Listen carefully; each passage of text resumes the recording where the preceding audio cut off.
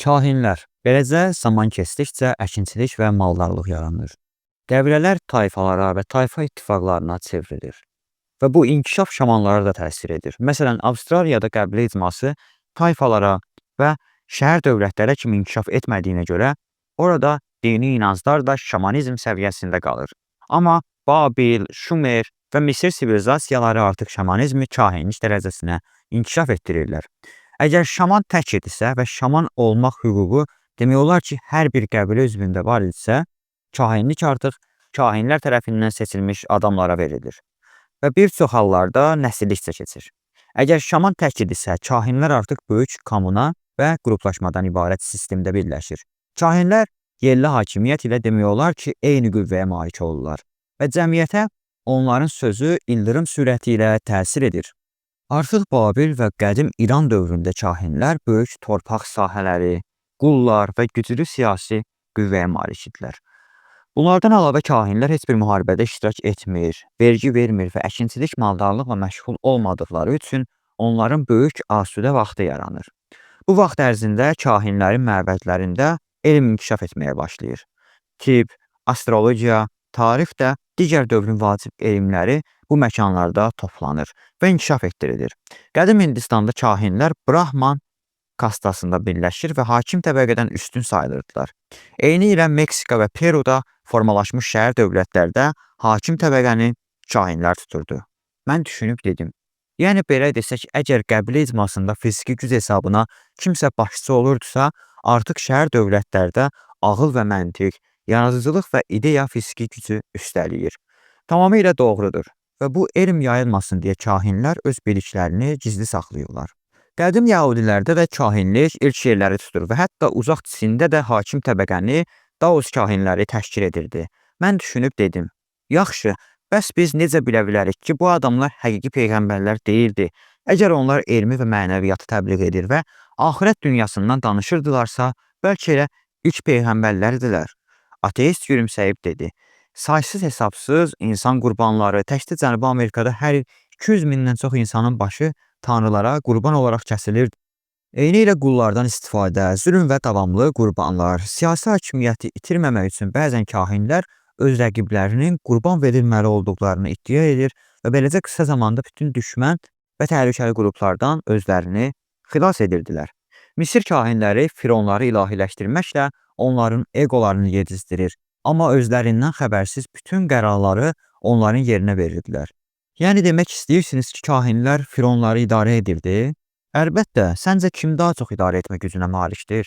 Hərəmxanasında qadınlarla əylənib şərab içən və qızıl paltarlar geyinib özünü xalqa göstərən, ömürlərinin yarısını müharibə meydanlarında keçirən, bəzən ölən şahlar, yoxsa elm və müdrikliklə qidalanan, xalqdan gizlənən, sirli qalan və şahların özlərini uşaqlıqdan tərbiyələndirən kahinlər?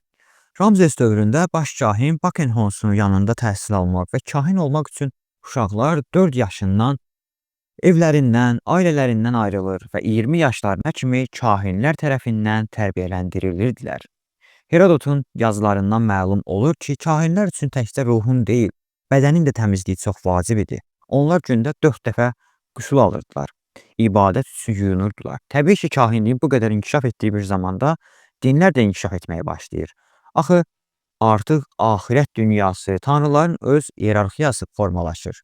Hər tanrı bir işə qulluq edir, hər tanrının öz hakim olduğu yerlər olur. Ümumiyyətlə, insanlarda dini fikirlər yaranandan tanrıları özlərinə və yaşadıqları şəraitə bənzəyir. Əgər ilkin dini inanclarda tanrılar heyvana bənzəyirdisə, vəhşi və qaniçən idilərsə, tayfalar formalaşdıqca, yaxşı və pis insanlar formalaşdıqca, tanrılar da yaxşı tanrılar və pis tanrılara çevrilməyə başladı. Daha sonra tayfa ittifaqları dönəmində insanlar anladılar ki, yaxşı və pis insanlar yoxdur. Sadəcə düşmən və dost tayfalar var. Bir müddət düşmən olanlar sonra barışa bilər və ya uzun müddət dost olanlar dalaşa bilər. Beləcə bu keyfiyyət onların tanrılarına da keçdi. Tanrılar gah dalaşır, gah barışır, gah küsür, gah hirslənir, gah da əylənirdilər. Qədim Şumer, Babil tanrılarının hərəsi bir işə baxırdı. İnanna, Enki, Enlil, Temmuz, Apsu, onların hər birinin ilahi iyerarxiyada bir yeri var idi. Məsələn, Apsu tanrısı Şumer dilində Apsu və su uzaq kəlmələrindən formalaşıb. Ab-su dənizləri okeanların tanrısı idi. Mən onun sözünü kəsdim. Ab, su qəribədir. Şumerlər bizə yaxın ərazidə yaşayıblar və türklərlə farsların mədəniyyətinə və dilinə təsir ediblər. Yəni dəniz, okean tanrısı Apsu idi və fars dilində Apsu deməkdir. Bizim dildə su elə sudur. Yəni iki fərqli millət özündən əvvəlki millətin su tanrısının adını müxtəlif hisslərindən özlərinə söz götürüb. Belə sözlər çoxdur. Qədim Babil, Şumer dillərindən bir çox dillər söz götürüb. Hind mədəniyyəti ilə bir-birinə xeyli sözlər və miflər ötürüblər. Mən dedim, Hind mədəniyyətinin təsirindən mən bilirəm. Məsələn, bizim nağıllarda div adlandırdığımız əcaib məxluqlar var. Onlar insanları oğurlayır və yeyirlər. Cırtdanın nağılı, Məlik Məmməd nağılı, bunlarda div personajına rast gəlinir. Qısaca araşdıranda mən bildim ki, bu iri, qəzəbli məxluqlar bizim mifologiya və nağıllara İrandan gəlib. Amma daha dərin qazdıqda gedib Hindistana çıxdım. Sən demə hindlilərin insandan güclü, tanrılardan zəif olan mifoloji obrazı var. Bu yarı tanrıların adı Devadır. Deva insanlardan 2 qat hündür və güclü olurlar. Dərilərinin rəngi göy olur, gözləri iri olur. Məsələn, Avatar filmindəki göy obrazlar hindlərin Deva obrazından götürülüb. Maraqlısı isə budur ki, nə üçün hindlərin yaxşı və xeyirxah insanlara kömək edən devaları farsların pis və şər qüvvəsinə çevrilib. Azca tarixə baxanda məsələ aydın olur. Hindlərlə farslar daim müharibələr edib və döyüşüblər. Və hindlər döyüş zamanı dualarında devaları köməyə çağırmışlar. Və beləliklə fars təfəkküründə devalar hindlərə onların düşmənlərinə kömək edən yekəpər insanlar kimi formalaşıb. Əgər düşmənimizə kömək edirsə, deməli bizim düşmənimizdir. Halbuki devalar, yəni divlər sanskritdə müsbət obrazlar kimi göstərilir. Ateist qollarını düyünləyib oturacağa söykəndi. Doğrudur dostum. Əgər sən bunu bilirsənsə, deməli Şumerin ilkin dinlərinin bütün digər inanclara necə təsir etdiyini də bilirsən. Şumer bizim sivilizasiyanın başlanğıcını qoydu. Bizdən 6000 il əvvəl yaranmış Şumer dövləti Eridu, Nippur, Kiş, Laqaş, Uruk, Ur kimi böyük şəhərlərdən ibarət idi. Dəzdə və Fərat çayları arasında yerləşən bu fenomenal inkişaflı dövlət dünya mədəniyyətinə böyük miras qoymuşdu. İlk məktəblər, ilk hospitallar Şumerdə yaranmışdı. İlk dəfə vergi sistemini Şumerlər istifadə etmişdilər. Şumerdə ilk dəfə pul, parlament və qanunlar formalaşdı. Şumerdə ilk tarixçilər meydana gəldilər. İşçilərin iş tapa bilməyənlərin hüququnu qoruyan ilk hüquqşünaslar bu dövrdə fəaliyyətə başladı. Hakimlər koalisiyası və savadlı həkimlər Şumerdə yarandı. Tibb çox yüksək dərəcədə idi. Hətta günümüzdə çətin olan bir çox tibbi əməliyyatlar Şumerdə aparılırdı. Böyük dərmanlar siyasət formalaşmışdı. Riyaziyyat bilikləri Şumerdə inkişaf edir. Onlar bizim istifadə etdiyimiz 10 rəqəm sistemini yaradırlar. 100, 1000, hətta milyona kimi hesablamalar apara bilirlər. İli 12 aya, günü 24 saata və dəqiqəni 60 saniyəyə də Şumerlər bölüb. Biz bugünə kimi onların cədvəli ilə yaşayırıq. Sosial mədəniyyət də Şumerdə inkişaf etmişdi. Qadınlar parik taxır, bəzək əşyalarından istifadə edir.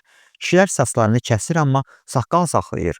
Bayramlar və karnavallar keçirirlər. İldə bir dəfə kişilər qadın paltarı geyinir, qadınlar isə əskər formasında bayram edirlər. Şəhər yazısı katiblərlə dolu idi. Onlar demək olar ki, hər şeyi gil lövhələrə həkk edirdilər. Yeni qanunlar, tarixi hadisələr, sevgililərin bir-birinə məktubları, müqəddəs yazılar, riyazi hesablamalar. Şumerdə 10 mindən çox lövhədə mixi yazılar tapılıb. İlk dəfə təkər Şumerdə yaranıb. 2 palatalı parlament, ikinci almanaxı, atalar sözü kitabı, ədəbiyyat debatları və ilk kitabxana burada formalaşıb. Gör nə qədər şeyi biz 6000 il bizdən əvvəl yaşamış sivilizasiyadan miras almışıq. Görəsən, din də onların mirası deyilmi? Şumerdə dini mifologiyada xeyli güclənmişdi. Şumerlərin tanrı qruplaşmaları, onların arasında iyerarxiya bölgüsü, döyüşlər və müharibələri göstərilir və ətraflı danışılırdı. Şumerlər mədəni sivilizasiyanın başlanğıcını qoymuşlar, amma buna baxmayaraq dinlərində qurbanlar da, bütlər də mövcud idi. Əslinə qalsa, nə vaxt onlar yox olub ki, müasir dini mərkəzlər də elə həmin bütlərlə doludur. Sadəcə adları və azda görünüşləri dəyişib. Şumerlərin dini inancları əsasında bütün yəhudilik qurulub. Yəhudilik xristianlığı, o da İslamı yaradıb. O İslamı yaradıb deyəndə içimdəki sanki qəribə bir qığılcım keçdi. Səhərdən dinləri pisləsə və onların sadəcə ritual toplusu olduğunu desə də birbaşa İslam haqqında heç nə demirdi. Ona görə bəlkə daha rahat dinləyə bilirdim onu. Amma indi İslamın adını da bu sıradan çəkməsi məni qorxutdu. Amma qorxudan daha güclü bir hiss də içimdə oyanmışdı. Maraq hissi, həyəcan və maraq. Görəsən mağaralardan başlayan primitiv ritualları bu alim mürəkkəb və fundamental İslama necə bağlayacaq? Ateist maraqlı monoloquna davam etdi. 19-cu əsrin ortalarına kimi bizim Şumerlər haqqında informasiyamız həddindən artıq az idi.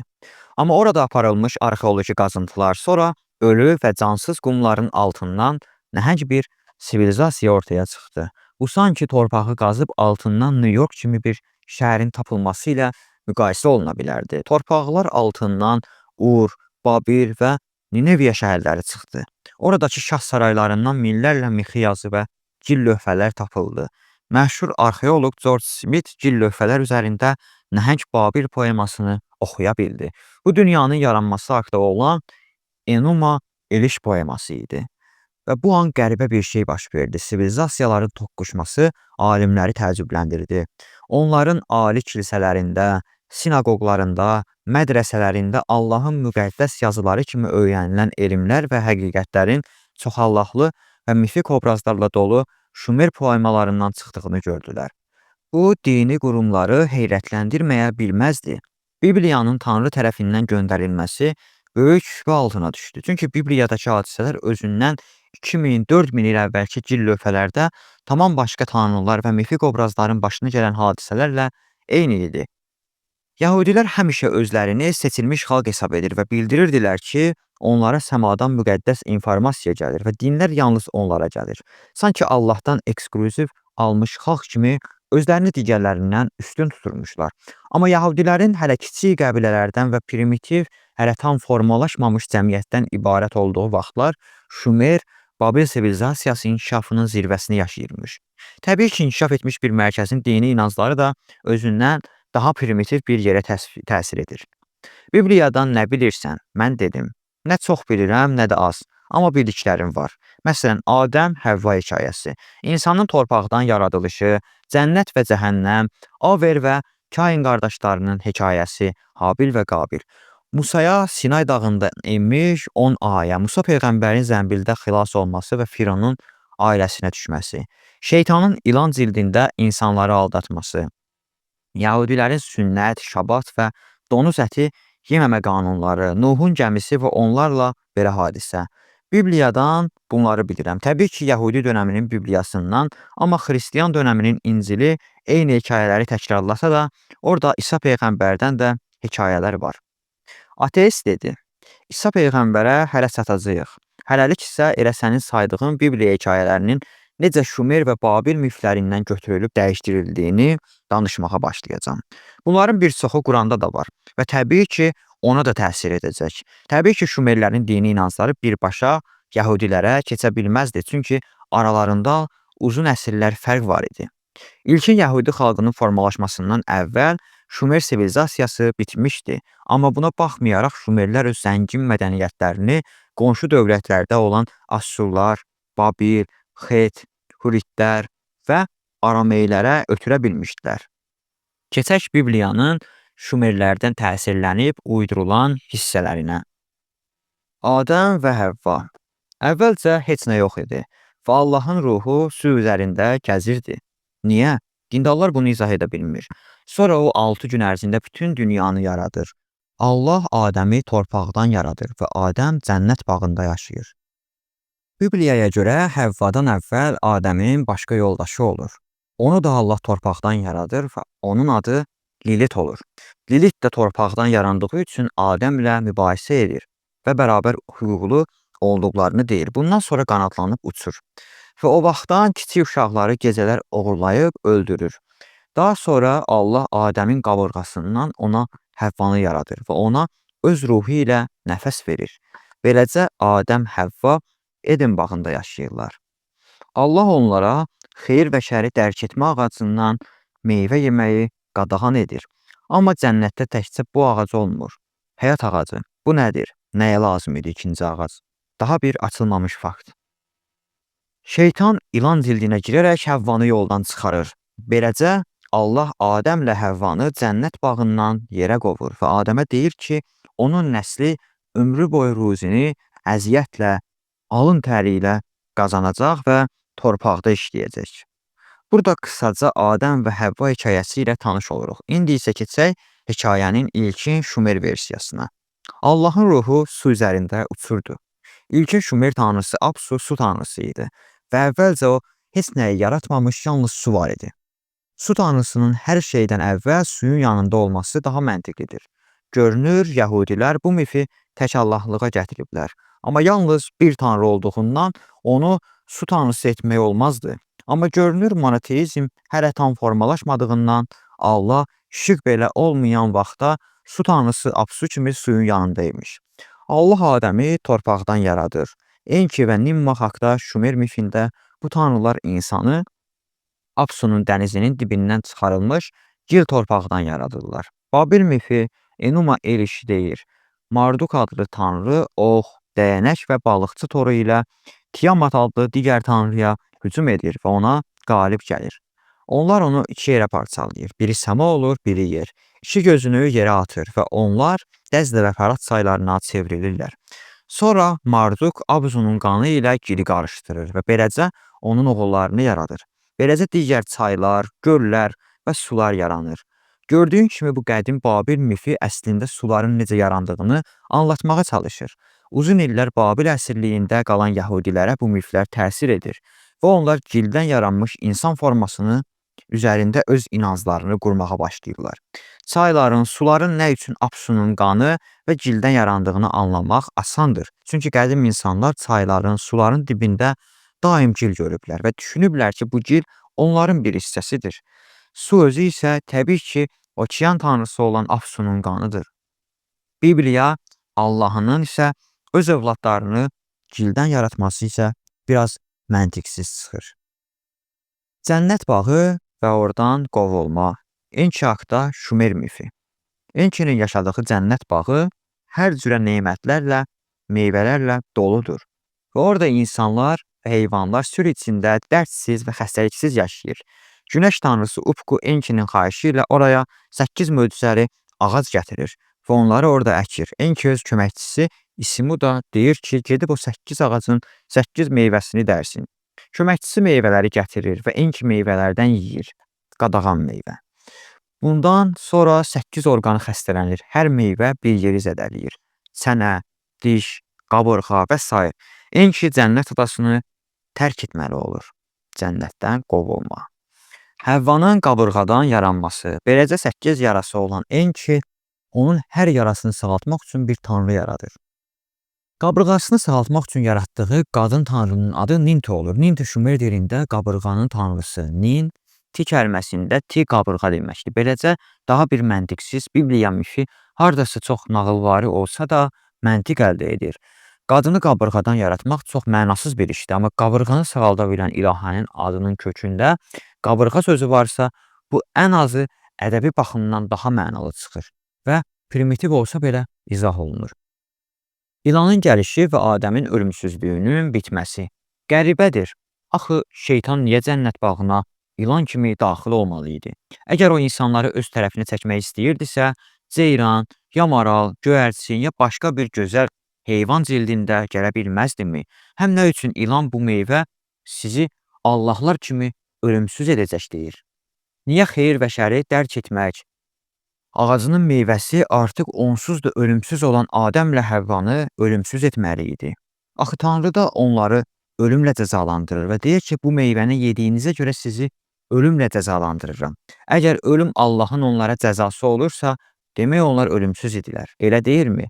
Adəmlə Həvva ölümsüz yaradılırlar və şeytan ilan cildində onlara ölümsüz olmaq üçün həyat ağacı qala-qala xeyir və şər ağacının meyvəsini yeməyi tövsiyə edir.